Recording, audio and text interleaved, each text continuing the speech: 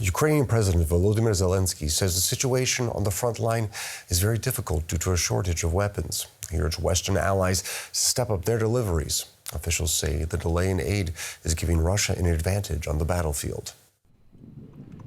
After some of the most destructive fighting of the two-year war, the eastern city of Avdiivka fell to the Russians. Russia's firepower and manpower overwhelmed Ukrainian forces over many months, forcing them to withdraw from the last hideouts in the city. Russian warplanes' bombs reduced an already battered city to ashes. For Ukraine, the loss underscores its reliance on Western ammunition. The holdups have left it handicapped in the fight.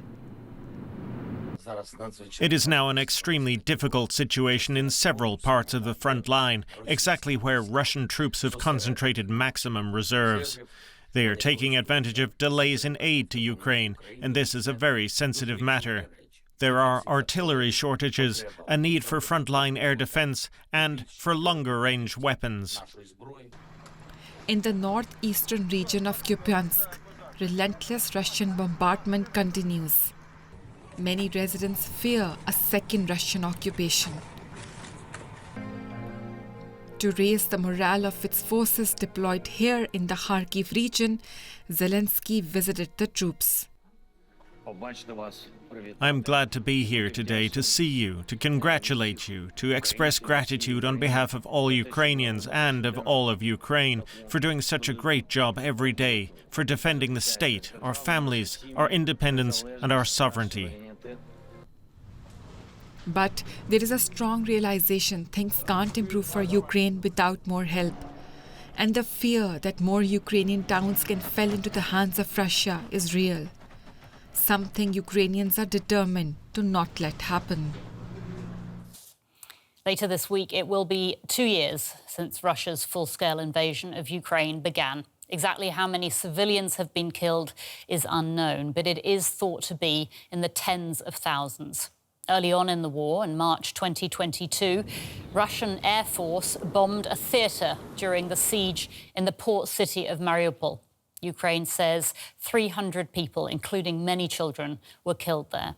Russia claims the theatre was blown up by the Ukrainian Azov regiment without providing evidence for that claim. The following month, more than 60 people were killed in the eastern city of Kramatorsk when missiles struck a railway station. When it became known that civilians had been killed and injured, Russian authorities again put the blame on Ukraine. These two incidents were just the beginning. DW's Max Zander reports now from Kharkiv. Do you remember this? It went viral after a Russian attack on a residential area in Kharkiv. Survivors staring at what remained of their home. The Russians said they had hit a weapons factory. They said the couple were paid actors. Anastasia Ovcharenko and her daughter Marina say that's ridiculous. They tell us they left their apartment minutes before the impact. It's Anastasia in the video with her husband Volodymyr. He didn't want to join us for the interview. When I see this video now, of course, it's not a planned video. It's about supporting each other. When we realized everything we had was lying there on fire, it's actually a very sad moment. But let's hope we can achieve victory before the Russians can make more missiles and destroy our homes and lives. Their apartment was on the side of the building that was directly hit. All that's left is the corridor. 10 of their neighbors died, including an 8-year-old girl. Bits of our apartment are scattered here, here and here.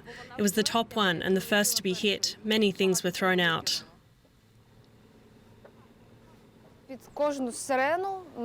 Every time a siren goes off, my legs shake because it's scary, because you don't know what's going to happen. The question of safety in a country that is being bombed is a very uncomfortable question.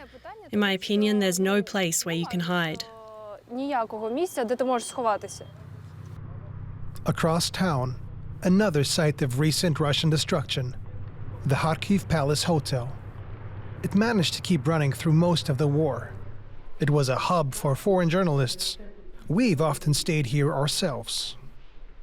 Director Olha Solenko takes us inside. A missile hit on the day before New Year's Eve. Looking at the damage, it's difficult to believe no one died here, not even the person working out in the gym. 12 years we've been in Kharkiv, and it's been a place for all significant celebrations. Children's birthdays, weddings, business meetings. And we got used to the fact that there were always a lot of peaceful people here who considered this place to be a landmark for social events and for good, peaceful intentions.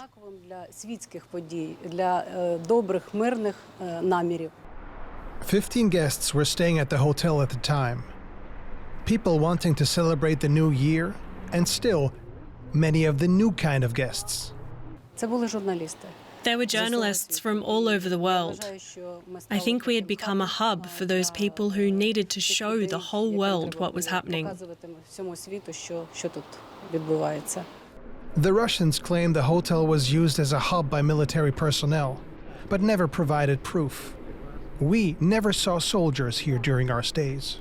I can't explain their actions. I think it's absurd. Absurd.